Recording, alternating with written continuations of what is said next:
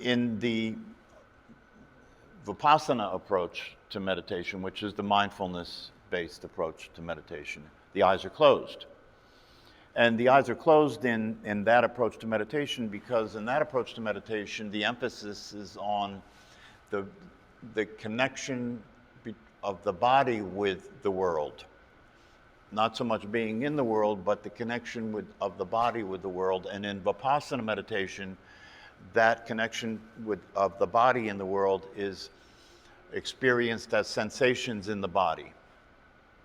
So in Vipassana, we're practicing being aware of sensations in the body. And in the Vipassana approach, the philosophy behind it is that it's your relationship to the sensations in your body that is your relationship to the world, because the world's coming in through those senses. And when the world comes in through those senses, you experience different types of sensations, and some of them are pleasant and some of them are unpleasant.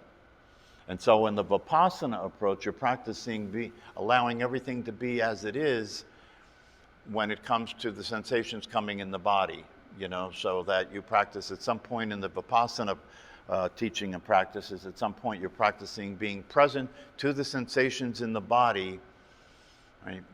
And not resisting them or trying to change them or clinging to them. Not trying to get away from them, not trying to change them or try to cling to them if they happen to be pleasant, right? And so that's the Vipassana approach. In the Zen approach, the way it is similar is to say, okay, in your relationship to the world, as you are in the world, there are pleasant and unpleasant experiences. You see the connection? It's the same thing, really. Because what we're practicing in the Zen approach is to be with those experiences as the awareness itself. And the nature of that awareness is that it is inclusive, it's non-judgmental, it's allowing everything to be as it is. This is the idea of recognizing your true nature. And whether you're practicing doing that with the sensations on the body, as far as not clinging to them or not avoiding them or not trying to change them. In Zen, you're practicing being present in such a way where you're not resisting life and you're not trying to change the experience you're having. You're trying to allow everything to be as it is, right? And the wisdom in both approaches is the same. The wisdom in both approaches is the same, and the wisdom in both approaches is the reason why we practice allowing everything to be as it is this sounds stupid, but it's true. The reason we practice allowing everything to be as it is because it is that way. That's the reason. There's nothing else. It is that way. It's already that way. When you have an emotion, it's already happened, right? You're not planning on feeling things. Emotions are just happening. When you have a thought, the thoughts are just happening. Right? They're happening before you become aware of them. You have to look to see what the thought is. It's already happened. And so one of the things that is part of the wisdom of the teachings is that the way life is occurring to us is that it's happening. It's already happening. Your relationship to it is an interpretation of what's happening. Is it not? Yeah, your relationship to what's happening is an interpretation of what's happening, and that interpretation is based on your conditioning. So you could say that you're never really being with what's happening, right? You're being with the way you are experiencing it, which is through conditioning. So you're experiencing your conditioning, not reality. You're experiencing your conditioning, not reality, right? It then becomes possible through meditation to begin to develop insight. They actually call Vipassana or mindfulness meditation insight meditation. Develop insight. To see what's really going on that you didn't see. To notice that what you thought was reality was really a conditioned perception. Right? What you thought was reality is really a conditioned perception. So the practice is about being present in such a way that you can begin to see things as they are, gradually over time. And the practice of meditation is you're actually and literally changing your brain when you practice meditation. Because your conditioning is in your brain. Your conditioning is all of the patterns, the neural patterns in your brain that keep playing as you go through your life, right? And furthermore, the idea in these teachings and practices through the people who practice these practices long enough to get clear and free enough to see things as they are, what they say is, you are that ultimate reality. That you are the ultimate reality. That awareness is what you are, and awareness is the ultimate reality. And so the practice of meditation, see, this is an interesting thing that Eleanor brings up, because the practice of meditation is the practice of sitting still and being aware long enough for the conditioning to begin to be seen as conditioning, right? For thoughts, for example, to be seen as thoughts. It's actually interesting to consider, you know, and you brought this up.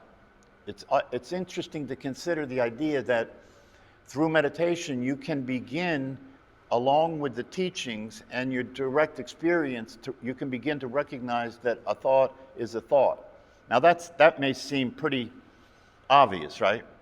And yet most of humanity is not relating to they're not relating to a thought as a thought. They're relating to a thought as a fact. Is it not the case? You know, when you're living your life, these are the unseen things that get revealed through sitting still and paying attention. As you're living your life, the voice in your head that's talking, two things are the case for most of us. One is that we think that's us, right? Unquestioned. And then secondly, we believe what it says. It starts to become obvious why we're suffering. You know, you will take on the conditioning, not just from your parents, but from society, you know. You inherit the collective reality of humanity. And so, yeah, that's an inevitable reality. You take on the conditioning. But just as much as that's the case, it's also just as much the case that you can see it for what it is. It is possible to see conditioning for what it is. It's possible to see a thought as a thought. And when you see a thought as a thought and you begin to realize that a thought is not a fact, right? So you start to doubt the thoughts and you start to check out what's going on in relationship to the thoughts. You start to see how the dots are connected. You start to see that it's all automatic. You start to see that you're a reactive machine. You know, that this brain that's been conditioned is playing patterns. And the patterns it plays manifest itself as a voice in your head, right? And the patterns that it plays manifest itself as the way things occur to you, right? The way you see things, the perception that you have is processed. Perception that you have is processed data. It's not actually seeing things as they are, right? That's why, if you can make this leap I'm about to make, that's why if you're coaching somebody to hit a baseball, right? If you're a professional coach and you're coaching somebody to be effective in their performance in life as a baseball player, right? You have to teach them to pay attention to the ball.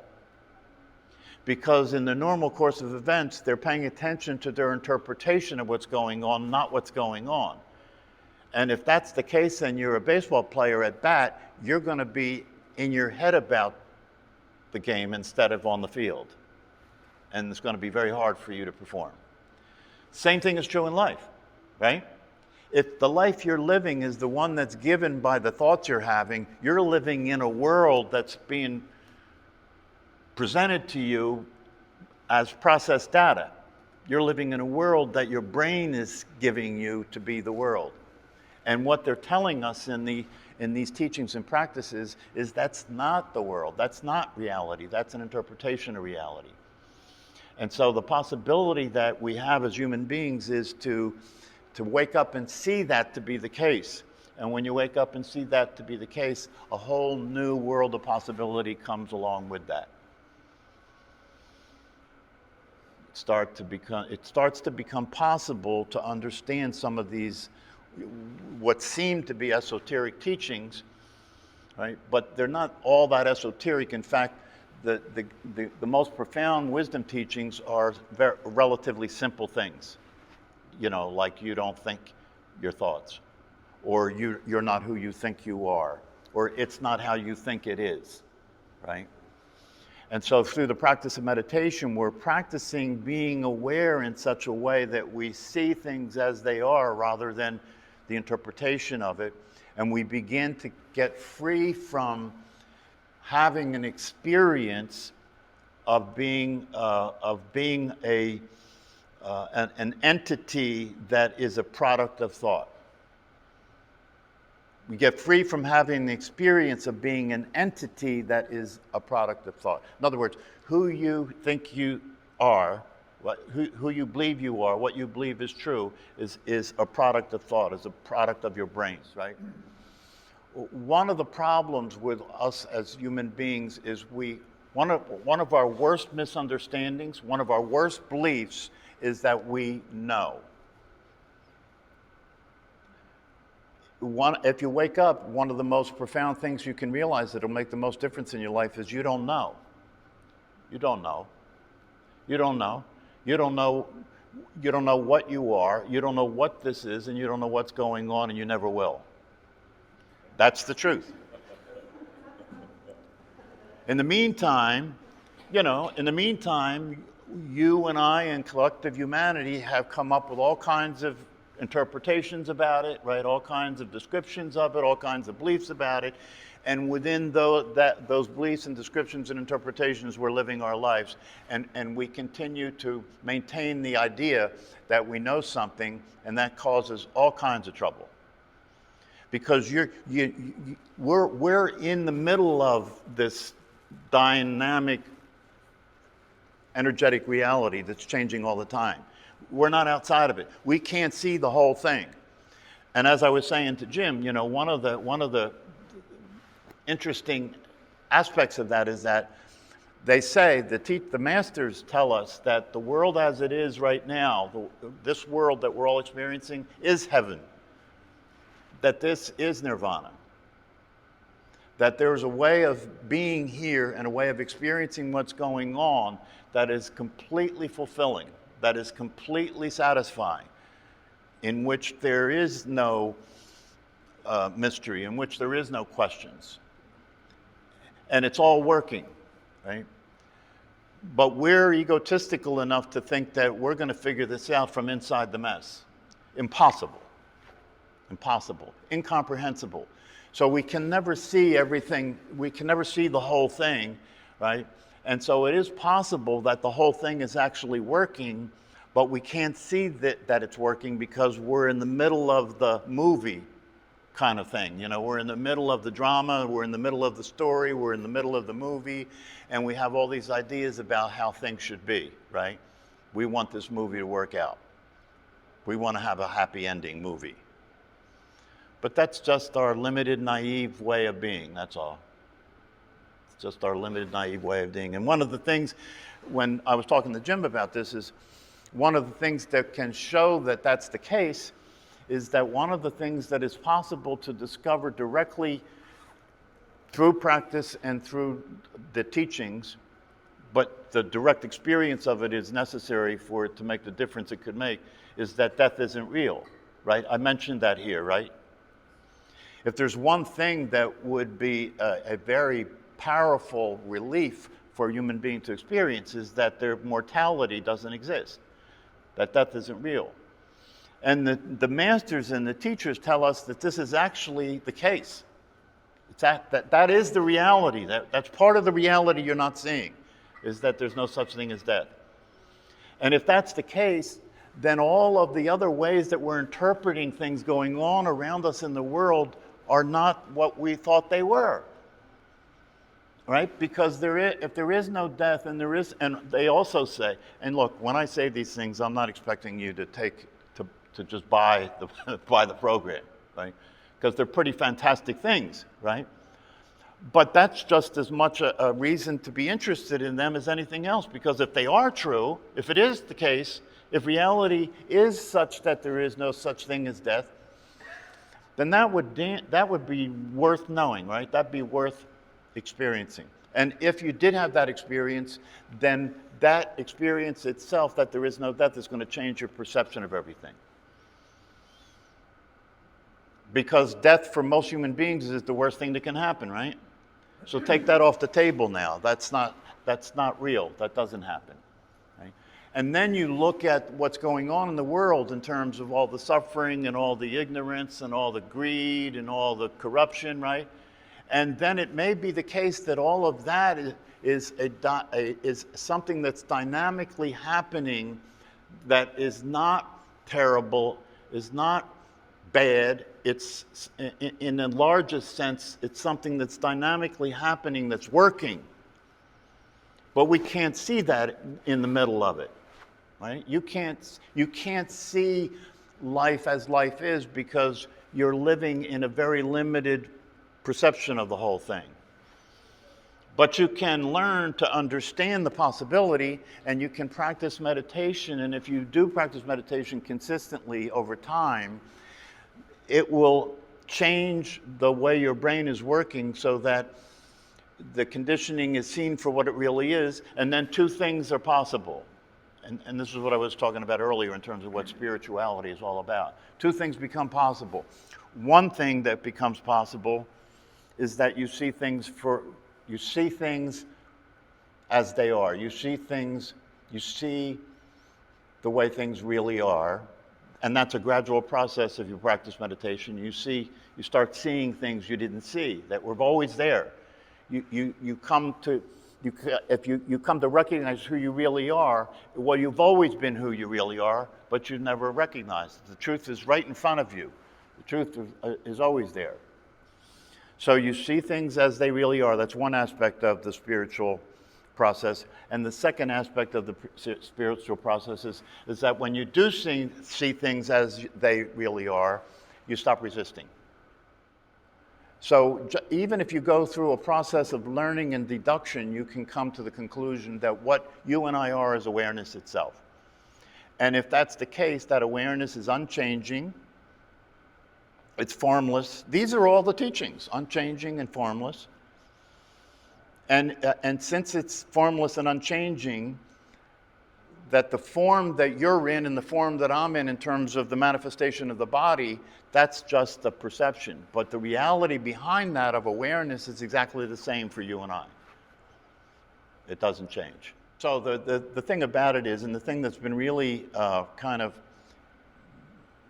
evident to me recently, is that meditation is something that if you practice it consistently over time, will literally change your brain and free you from the limitations of your conditioning.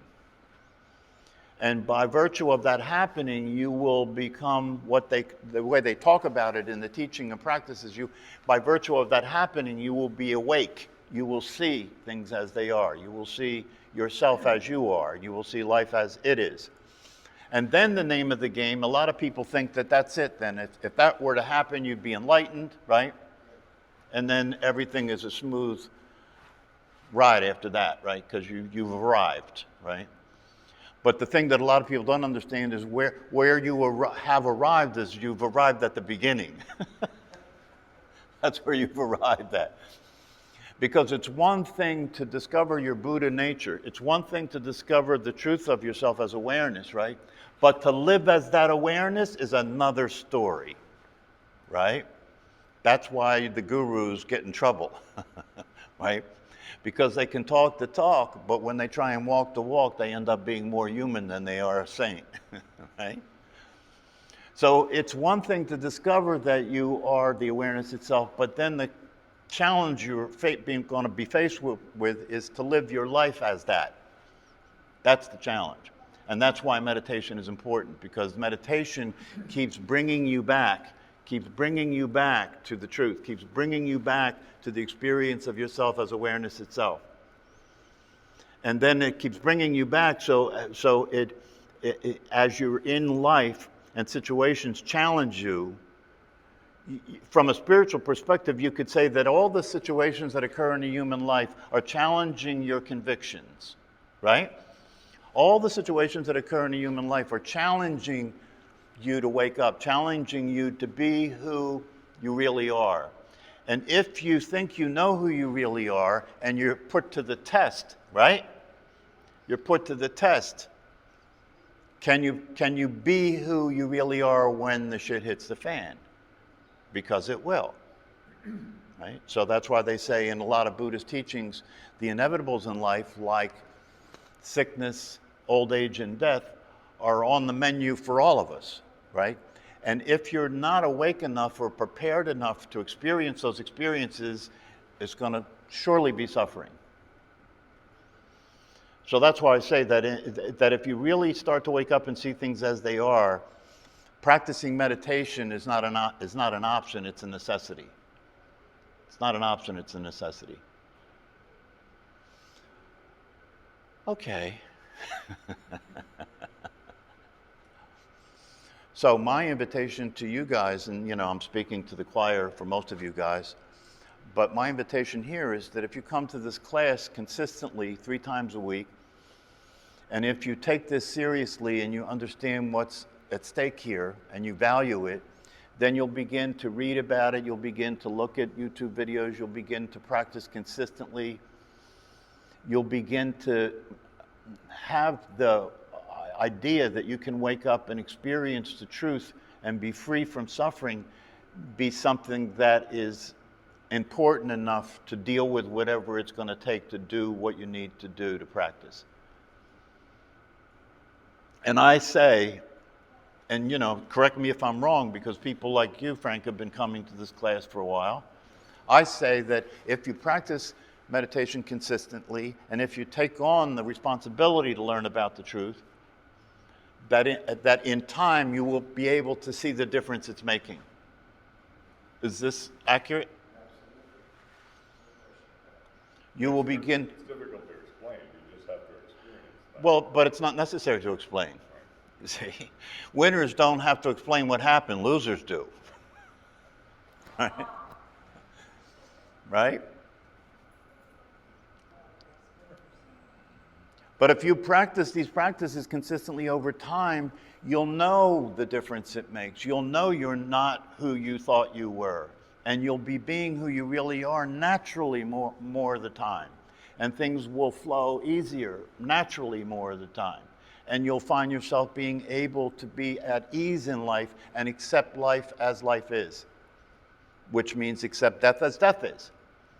Most people, when you start to get into the truth, when you start to see things as they are, you begin to see that the fear of death that people have, right, now watch, this is a very interesting psychological phenomena. As a psychologist, I can speak like this. The fear that people have of death is a way of denying the fear they have of life. See if you can swallow that. The fear that people have of death is a way of denying the fear they have of life. I don't have to pay much attention to how terrified I am about life if I'm giving all my attention to the fear of my death. Or another way of saying the same thing is to say my fear about what's going to happen in the future is a way of distracting me from what's going on right now. Either my fear of what's going to happen in the future or my inability to let go of what happened in the past. In either case, my attention is there instead of what's happening right now. And the practice of meditation, especially if you're doing it with the Zen approach, is very simply to be here with what's happening right now. And if you practice it consistently, it won't be long before you realize that you haven't been here with what's happening right now. Very simple. How can you expect to be effective in living your life when you're not there for it? Right? So if I'm a coach and you're a baseball player, I want you to be there at the plate so you can see the ball and hit it. It's that simple. We can work on training your body to be good at hitting the ball, but when the time comes, when the ball's coming at you, you're either going to be there for the ball or not. And the same thing is true for life, right? But it also means that you have to be able to use discernment about it, right? You have to be able to use discernment. You can't fall into some of the popular ideas that get commercialized and presented, right? Like the truth is in India. You know, I mean, that was one of the things back in the 60s when I was in college. The truth was in India, so everybody went to India, right? But it's very important to understand that the truth is where you are at all times. The question is, are you aware of where you are? Well